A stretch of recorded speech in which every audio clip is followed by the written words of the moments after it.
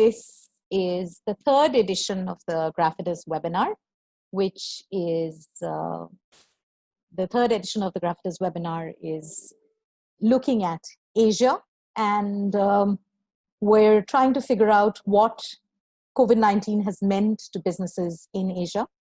And joining us today are three participants. We've been having some technical glitch, because of which our third participant hasn't been able to join us on the panel, but we wanted to remain on schedule, and we're hoping that at the back end we can get that resolved so we can have our third panelist join us really quickly. So the two panelists you see on the screen right now are people who are experienced leaders in Asia and who have wide-ranging experience both in IP as well as in the legal space overall. First up, we have Rajan Mishra, who's the Executive Vice President and General Counsel of the Indian Hotels Company Limited, which is essentially South Asia's largest hospitality-focused enterprise, Taj Group. Rajan has spent a lot of time in the FMCG sector. He's worked with Hindustan Unilever and ITC Limited before moving to IHCL. He's frequently featured in the GC Power List by Legal 500 and has received several General Counsel awards. So we're looking forward to hearing from you, Rajan, about your rich experience in the field and what COVID-19 has meant to you. Welcome. Thank you, Shweta. And next up, we have Navneet Rishikeshan, who is the Executive Director, Legal and Head of Service Provider Business for both APAC and Japan at Cisco Systems. I have to say very generously, Navneet agreed to participate on this Zoom webinar. Navneet's team provides technology solutions to almost half of the world's population. He's also worked at Wipro, most recently as its General Counsel for the Americas, prior to which he worked in the UK law firm of Simmons & Simmons. Welcome, Navneet. Thank you, sir. Okay. So our third participant today for whom we're waiting is Deborah Lim, who is the Deputy Head of Legal APAC and Director at Facebook. She's currently based in Singapore after stints in Hong Kong and Tokyo.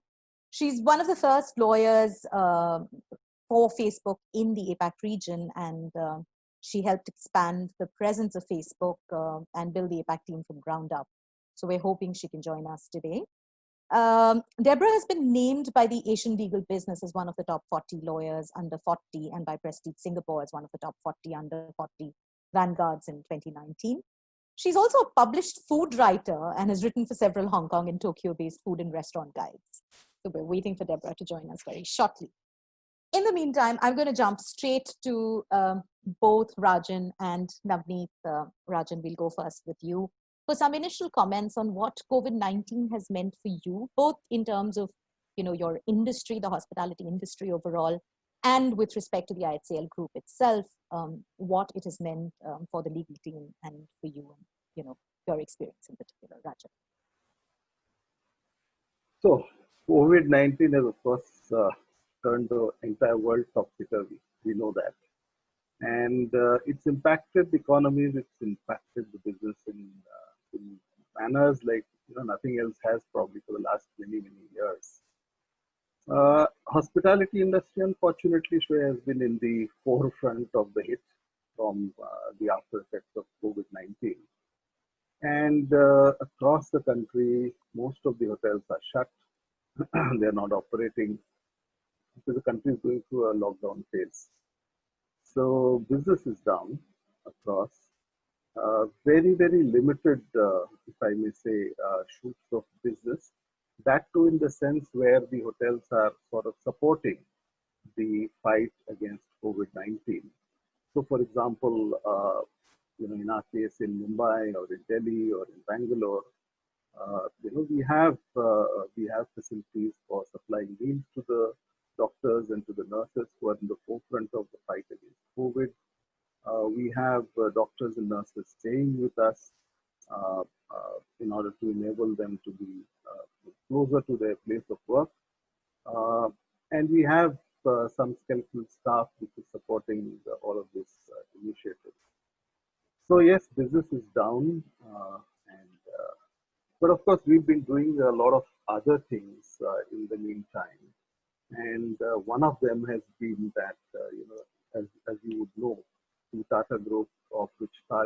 part, IHCL is a part,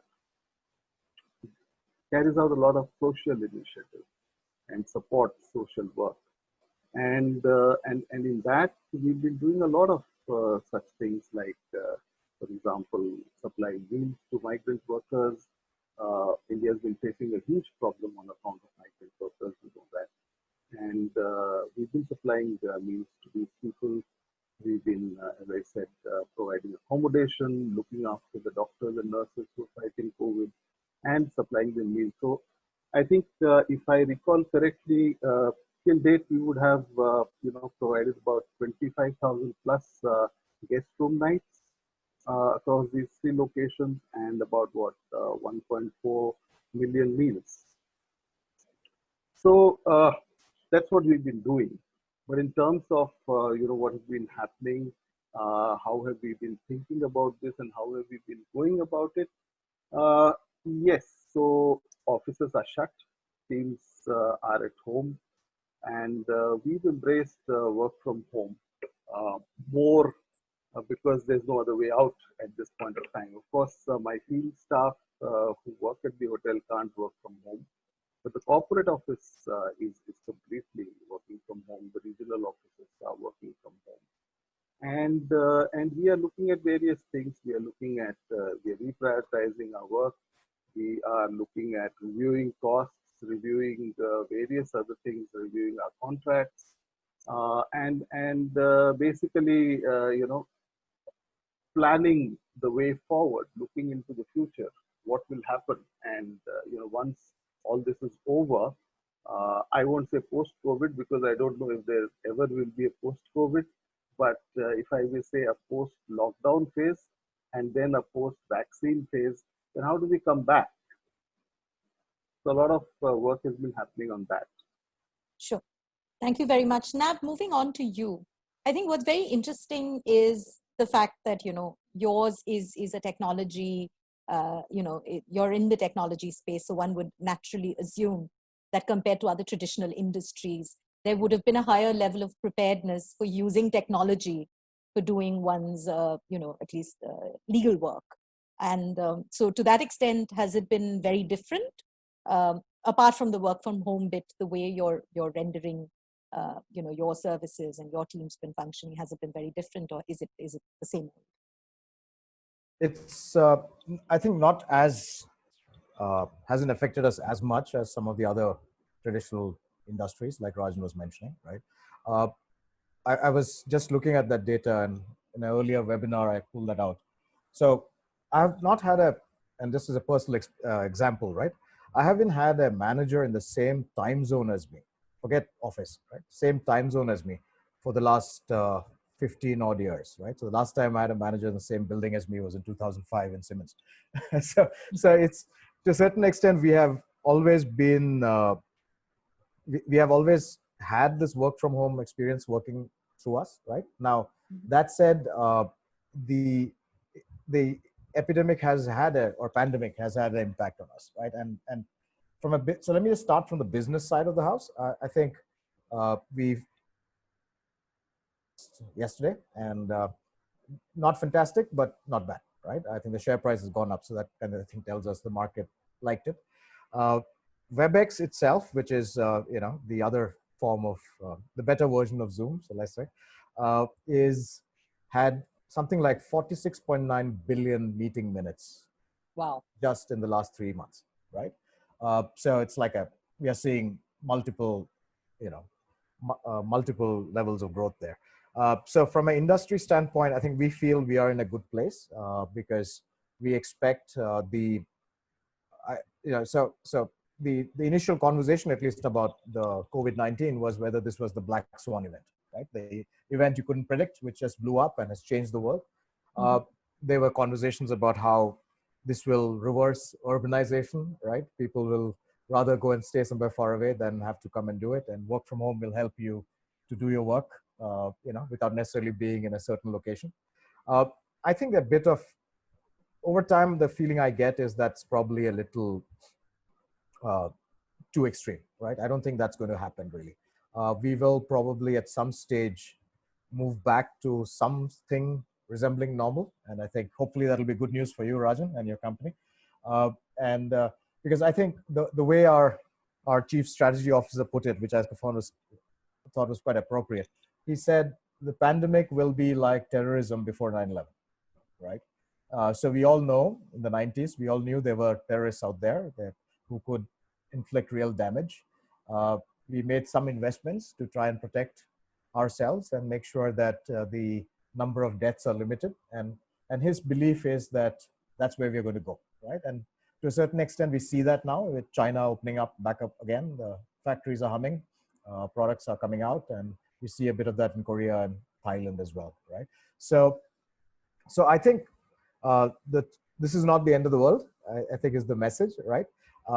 That said, I think there will be changes. There will be an impact. And I think particularly the whole concept of for us personally, I think the whole concept of an office will probably go through some level of change, right?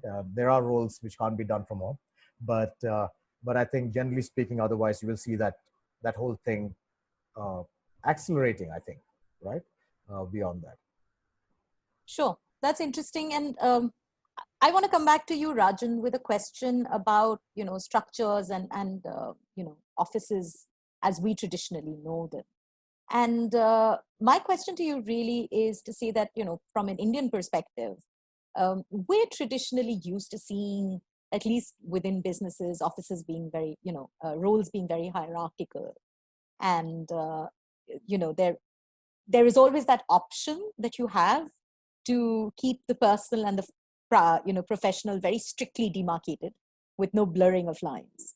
And today, suddenly, within this whole work from home situation, everybody's in everyone's living room, literally, or virtually, as in my case. So if that were so, do you think that actually translates in terms of, in terms of the psychological impact of it in the long run, in the post-lockdown world, as you term it? Do you think that's really going to lead to breaking down a lot of barriers within teams? Maybe is this going to result in teamwork without actually accounting for it? I do believe so. I do believe. And you're very right. Traditionally, India and Indian corporate workspace has been hierarchical in many of the corporations. And that's absolutely correct. But I think the way COVID-19 came and technology was literally thrust upon us and we had to adapt very quickly. I think this will end up in breaking all these barriers, all these notions which have been there. Fortunately for me, speaking of my own team, I don't operate in a very hierarchical manner and we don't have a very hierarchical structure. We have rather a flat structure. And but if we talk of hierarchical departments and corporations, certainly I think the way we are working today, this will end up breaking those traditional ways of working. It will end up breaking those traditional barriers. It will bond the teams better, I would say, because many of the times you are more informal than formal. And like you rightly said, that everyone is in everyone's living room, for that matter. And therefore, we are seeing a very different side of our teams. And the teams also are seeing very different sides of each other, participants of that team. That will, I think, lead to an increase of bonding. It will lead to a more informal rather than a formal sort of a working, and will bring people together, closer together. Thank you, Rajan. Just a quick update to everyone who wants to share the link with others as well. We're live on the Fidus Law Chambers page on Facebook. And quite apart from that, quick housekeeping point. If there are any questions that are pressing questions that are troubling you, that you would really like to ask our panelists, there's always the Q&A bar at the bottom, which is accessible to all attendees. Please feel free to ask the question there. And if it's something that makes sense, we will have one of our panelists to answer it. Thank you very much. Coming back to you, Navneet, you manage a bunch of different countries. Have you seen a difference in the approach to the whole work from home situation in different jurisdictions? Like, do you think it's the same everywhere? What has been your experience across the Asian demographic? Sure. So I think to a large extent, I think so if I can just step back a bit and talk about the whole concept of an office, right? Mm-hmm.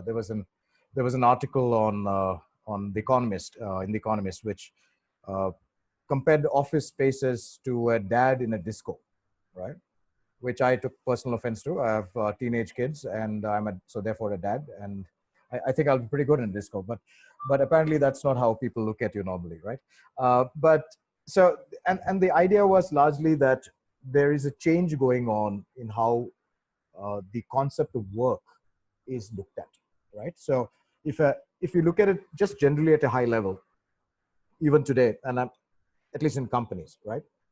We are very much an hourly based concept, right? In the sense you will have requirements like 9 to 5 in your office, Monday to Friday, or 40 hours a week, or whatever else. And the whole concept of an office was built to basically keep people indoors during a certain period of time, right? So the old Indian term of paisa vasool was the main driving factor, right? So I want you in my office 9 to 5 doing the work. And that's traditionally been the approach across the world.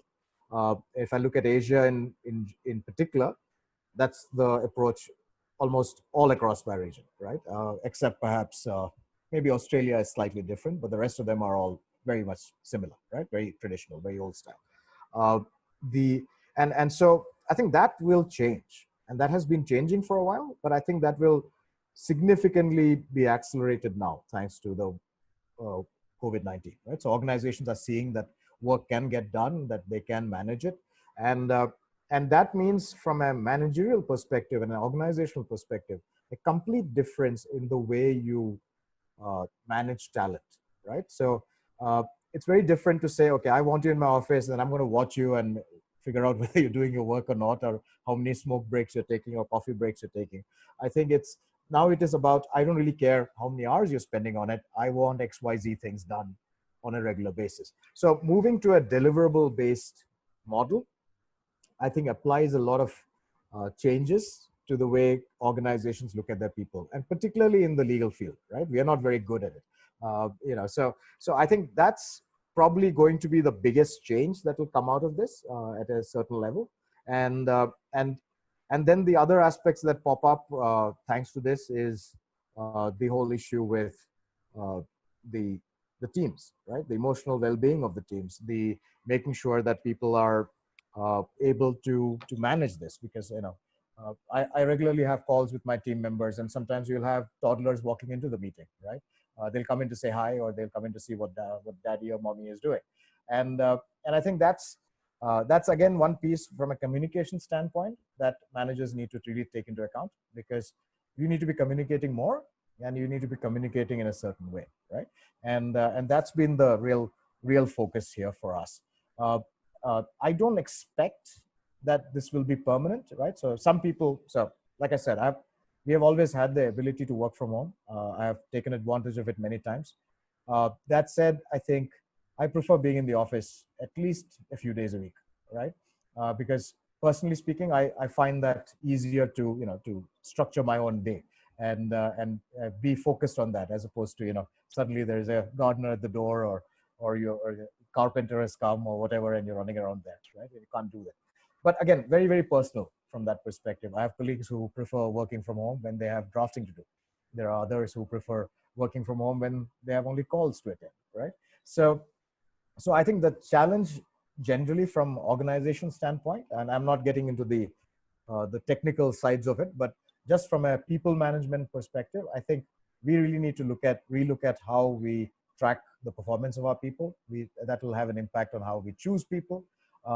The downside of that will be, I think, the institutional knowledge that many of us have that we share in an office, that probably gets diluted a bit, right? And we have had that in the past, where remote workers left and suddenly you don't know how the hell to do what they were doing, right? Because that handover didn't happen, and maybe the base handover happened, but the actual, the gossip, if you will, or the softer parts of the knowledge were not shared. And managing that has an impact. I think the plus side, and I think you alluded to that a bit in one of our discussions, I expect this will actually be a positive thing for increasing diversity in an organization, right? So the locker room gossip or the water cooler talk that happens in an office often doesn't include many types of people, right? And I think that will become less important, and hopefully that will permeate a little more through organizations. But ultimately, I think in the short term, it's performance management that becomes the big issue. That's an excellent point, Navneet. Thank you very much for drawing attention to this. And I think essentially what I'm hearing you say is that a lot of the change actually is psychological rather than, it's about managers and leadership needing to change the way they look at the issues rather than the issues themselves being insurmountable. Is that something you echo as well, Rajan? And, separately and additionally, what I'd like to hear from you is some of those issues that Navneet highlighted. I mean, whether you feel also in terms of either, mapping performance or, viewing talent for hiring purposes, or managing the existing talent with the use of technology. And I know that you're a big champion of technology yourself. Are any of these three changing for you in the short term, or if they had changed already, irrespective of COVID for you, I mean, then what are sort of the best practices that you would recommend in each of those heads for the folks who are listening? Yes, I've been trying to leverage technology in order to aid our daily day-to-day work, and towards that have been championing introduction of technology, use of technology within the organization. COVID-19 has kind of pushed the agenda, and it's great that we've been able to embrace technology in the ways that we have. I don't know, in the absence of this, would it have been embraced so readily and so quickly? But yes, certainly it has been embraced with open arms by people, and we are all taking advantage of it. I mean, imagine, for example, there was MS Teams sitting there in the package that we had, and nobody had ever used it. That's true.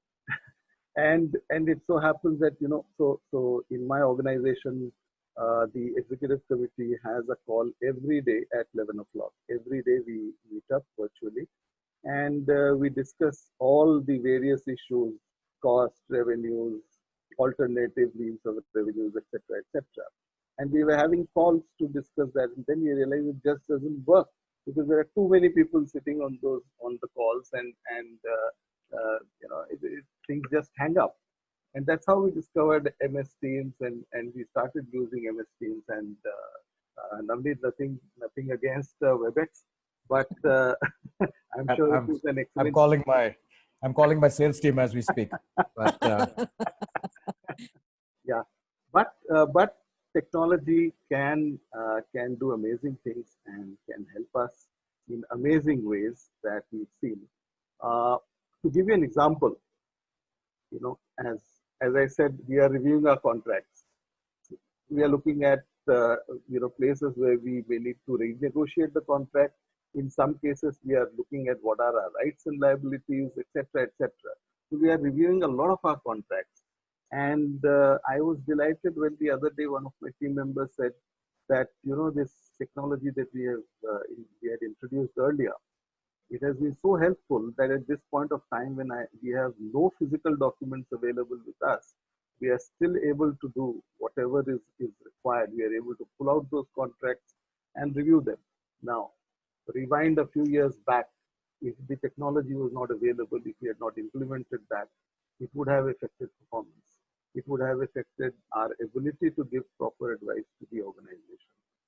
Similarly, audits going on, and auditors at this point of time need to know, need a full report on our litigations, and we have all of that online available, and a digital report can be generated and shared with the auditors.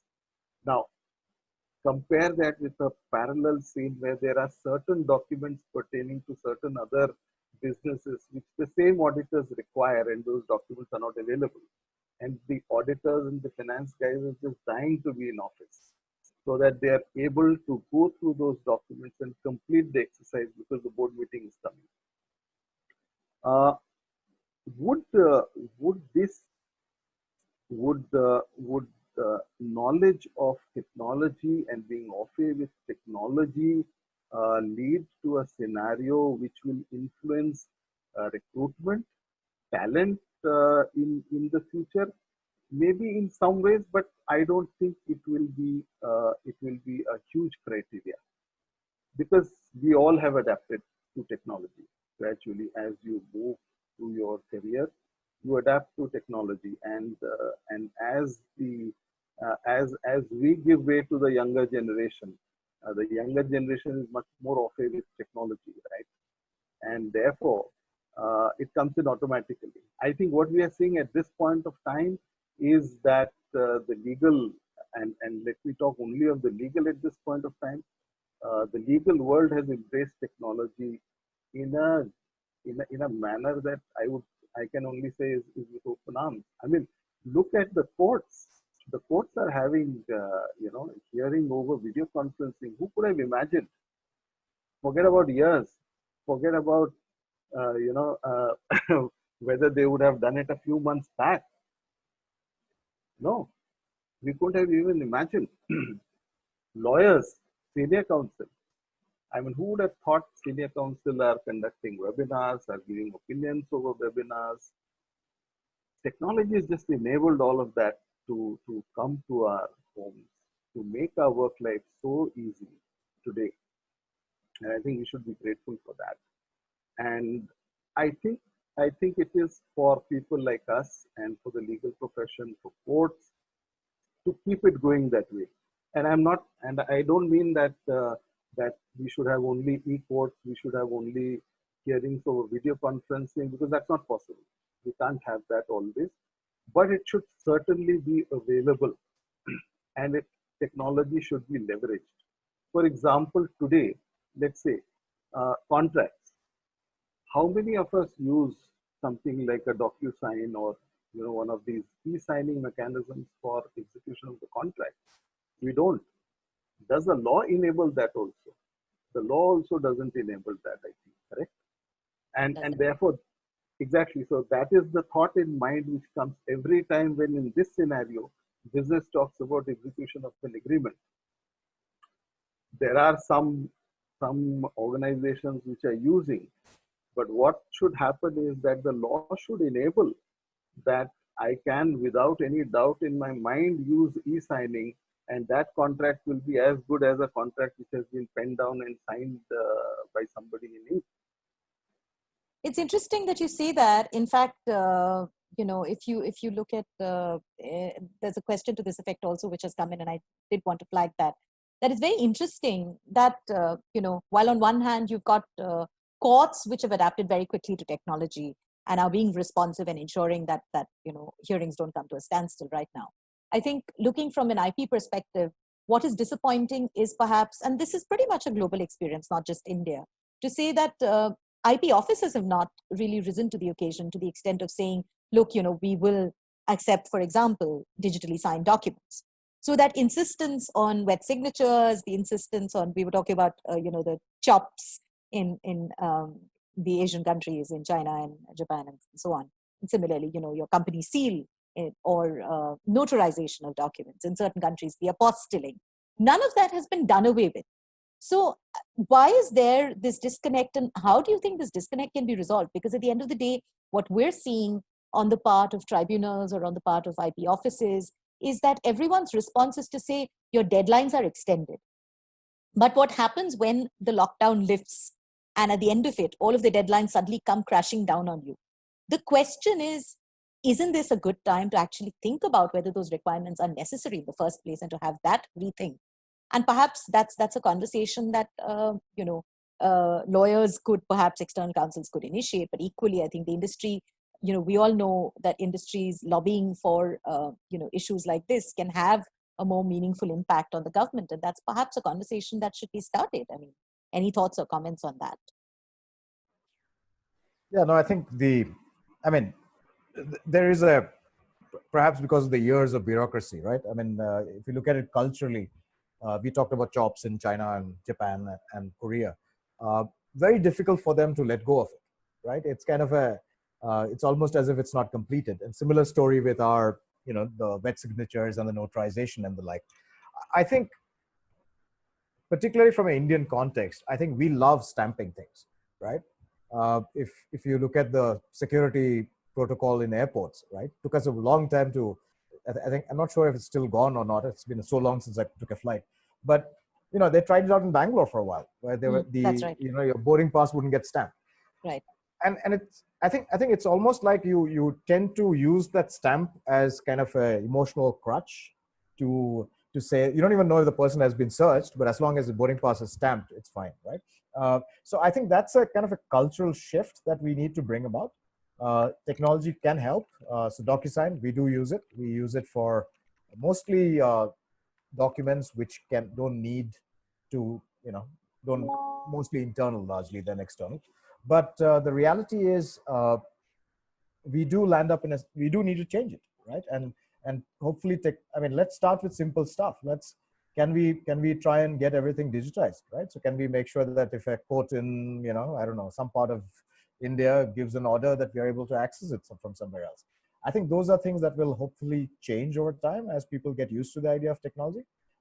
And I'm not sure, I necessarily will look to the courts to be the leaders here. I think it has to be driven by lawyers, right, and by firms and the like. Sure. Thank you very much, Navneet. And Deborah, I'm so glad you were able to join us.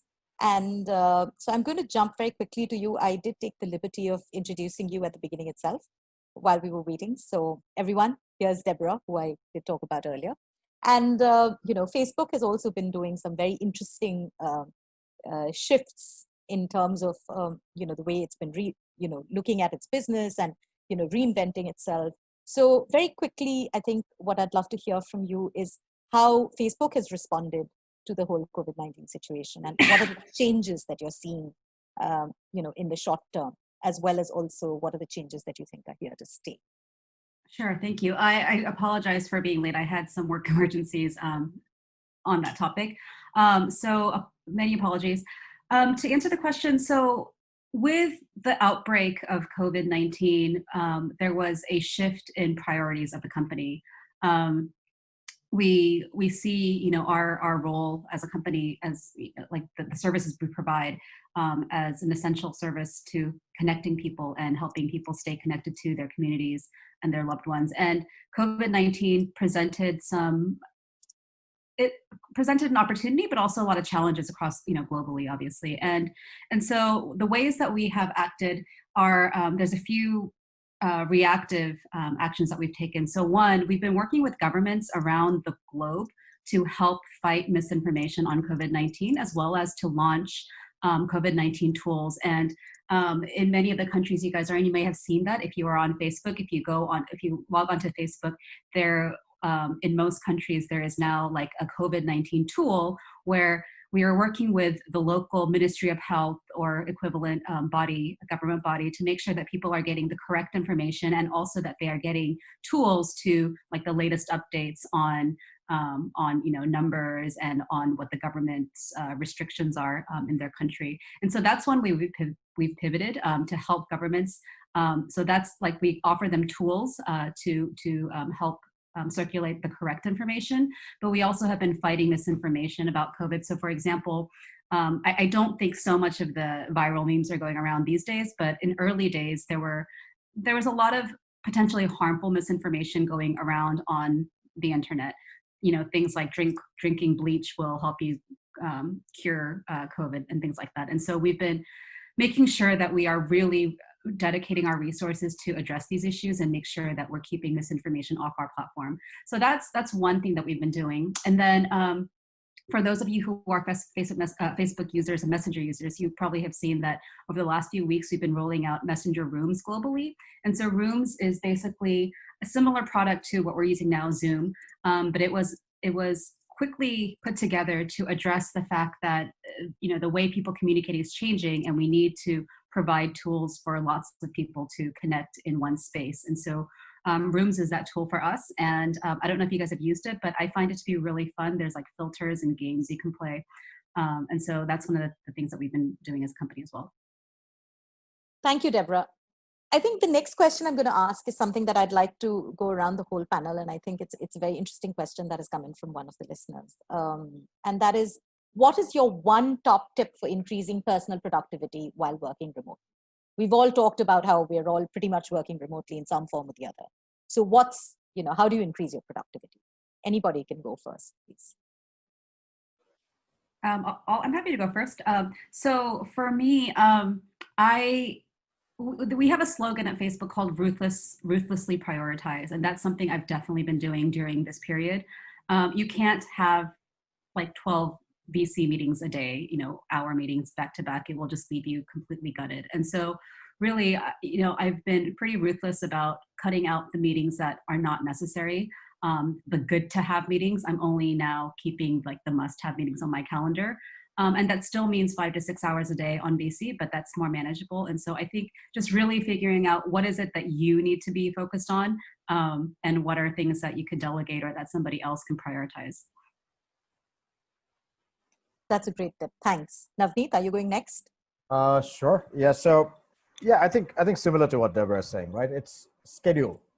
I think and I mentioned this previously where I said, there are some days, even though I can work from home all days or most days, I prefer going in some days when I need to prioritize certain activities, right?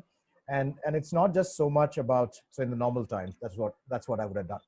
Now, that's not just, going to office is not just about, going and looking at your laptop, right? So you go through a whole process before you get ready, right? Take a shower, change your clothes, right? Go and sit, and preferably go and sit in a separate space and try and do it. So schedule is critical. I think what happens with working from home situations, and particularly so now, is you'll allow the schedule to become completely flexible. So you could either, take a nap in the afternoon and not do any work, or you could go and keep working till 2 a.m. in the morning, right? Anything is possible anywhere in the middle. And I think it's critical that irrespective of how we do it, the top tip would be schedule yourself, right? Make sure you have a proper schedule. Try and stick to it as much as you can, so that it's not just important that you get your work done. It's also important that you are actually spending time with your family and being there for everybody else at home, right? So both need to be done. You can't just be sitting and working away and not doing that, right? So that would be my suggestion. Sure. Rajan, what's your top tip? I would say discipline. And I'd agree with what Navneet mentioned and Deborah mentioned earlier. Discipline, have a schedule, have a proper place where you can sit and do the job, and prioritize. Not have too much on the plate, because that's what we do every day in office, right? So therefore at home also. The problem at home is that it's very easy to slip into an informal kind of a situation, and then you tend to carry on through the day late at night. So that's not desirable. And you are at home, you need to give time to the family as well. So therefore, discipline, schedule, priority. Thank you, Rajan.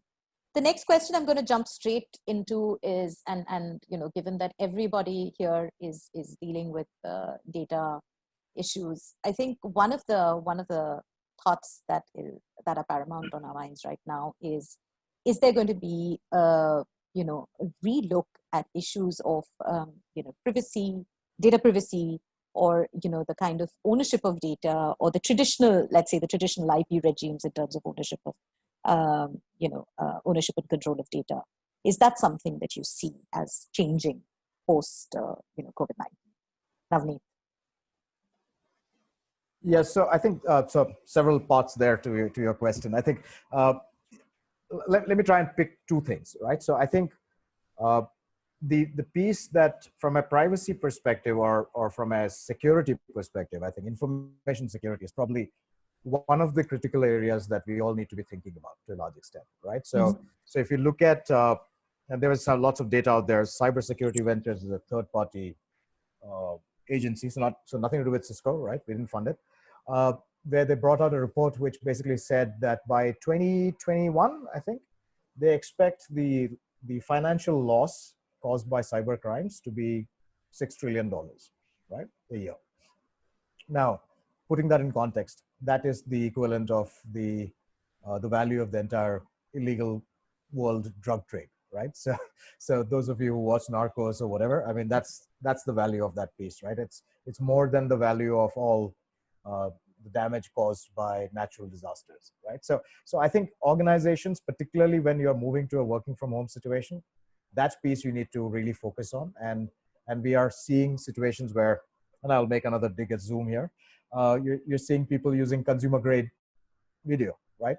To do calls. I mean, there's a reason the G20 summit was held on WebEx, right? There's a reason board meetings are held on WebEx, and the reason is it has security built in there, which a consumer product may not necessarily have. So I think those are the issues that create a concern there, and it moves to a privacy level as well, because you're not sure where the data is being stored, you don't know how it's being protected.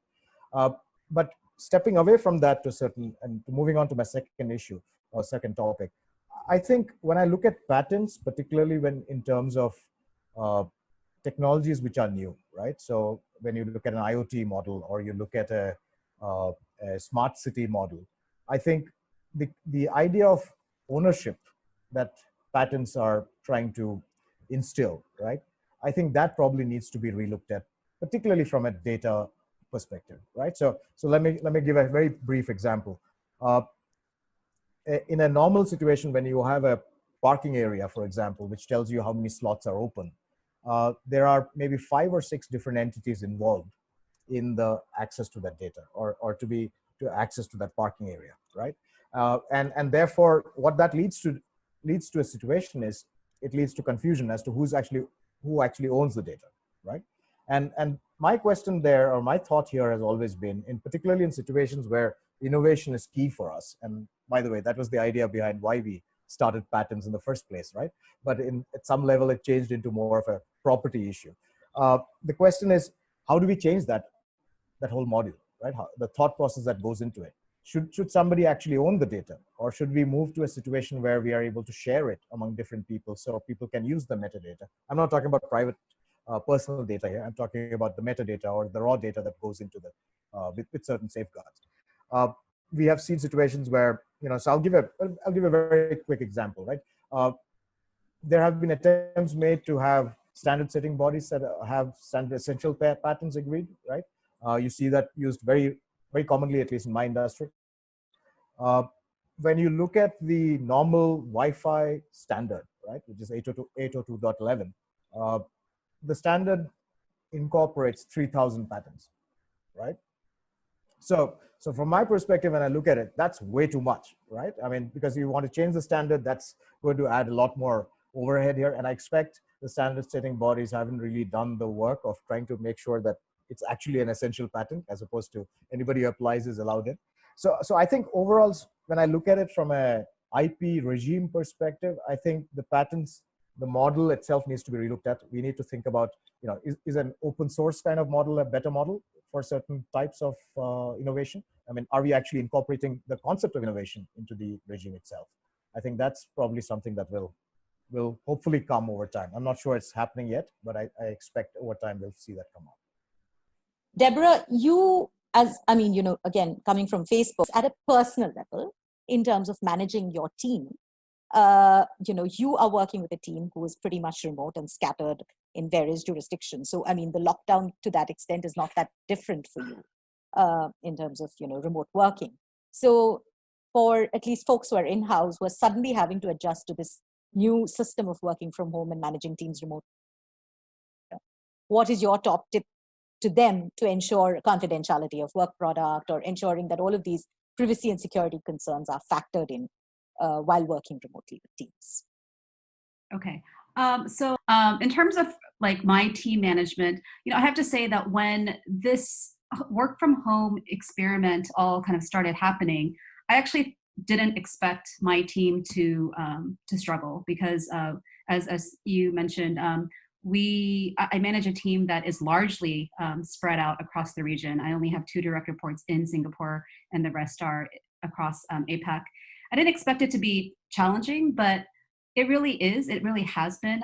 And I think what really added to most of the challenges is when countries started shutting down schools and a lot of my team are working parents. And so that balance of trying to be a parent, a cook, a housekeeper, a teacher, and maintain your full-time job schedule is really, really challenging. And we are very fortunate at Facebook that the company has granted us COVID leave. So there's a specific leave that people can take if they need it due to COVID, and it's specific to like caretaking. If you are caretaking your parents or your children and you need some time off, you can take it, and they've been very generous with that. So that's one way, but at the same time, we have to balance that with we have to get our work done. And so I think that what this global lockdown has created is that there's really, there's pros and cons, but there's really no boundary now between my personal life and my work life. I mean, we're on a professional call, and you see my home, you see all these personal effects, and I think that's a level of personal space that's I was just actually talking about this with my team. People actually feel like, oh, like I don't even know what's personal versus work anymore, because when we're on conference calls all day long, we're basically inviting our coworkers into our homes. They're seeing our husbands and wives, they're seeing our children, they're seeing how we live. And so there is this kind of like, almost like an infiltration of your personal space. And that's also been kind of just a new thing to adjust to. But I think the human ability to adjust is remarkable. I think when we started out this lockdown, and for us in Singapore, it's been about 2 months. And for different folks on my team, it's been like up to 3 months. Everyone went through a different cycle of like adjusting. And I think it was really hard at first. And now we're so used to it that people are now saying, as companies are talking about reopening offices and as countries are starting to reopen, they're saying, oh, well, I actually don't want to go back to the office. I like this flexible schedule. I like the fact that, everything is melded together and I can figure out like what works for me. And so that just goes to show that humans are just really, they are very flexible. And when they adjust to a new thing, it's really actually hard to break them out of that new thing.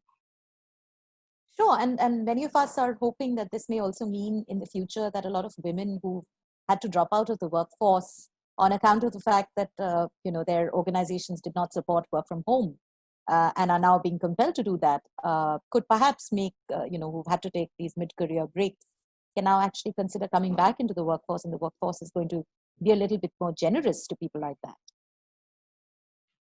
I definitely think so. So we are looking at work from home at least until the end of the year. That's optional for all of our employees have the option to work from home until the end of the year, even if the offices that they work in reopen. And I think that what this has shown is that people can be productive even when working from home. And so there is going to be a much higher degree of flexibility for the workforce. We're looking into how do we make a work from home option, an indefinite option for people if possible. And so that's something that the HR team is looking at. I just heard that Twitter has announced that their entire workforce can work from home forever. So, yeah. I mean, they're the first company to take that step. Yeah. But Rajan, coming back to you and the experience of both the FMCG as well as the hospitality industry, do you see that, there's going to be there's been a lot of talk about health and safety regulations in this particular space. So do you anticipate regulatory changes coming post COVID-19, which are going to impact your industry? Do you anticipate that happening? Or B, do you feel that the changes, if not regulatory, are going to be in terms of, brand positioning, or in terms of, the asks that consumers are going to be looking for, the priorities of consumers in these spaces are going to change because of all of these concerns about health and safety? Do you see that happening? So look, it's like this. If I may say that post 9/11, what was on top of mind of people was security. I believe that after COVID-19, or rather there is no after COVID-19, but after this lockdown gets over and we learn to live with COVID, hygiene will be a very, very important factor. Whether it is in traveling, whether it is going out, going to a restaurant, hygiene is going to play a very important role. It's going to be on the top of mind of people. It will be a key issue which people will grapple with.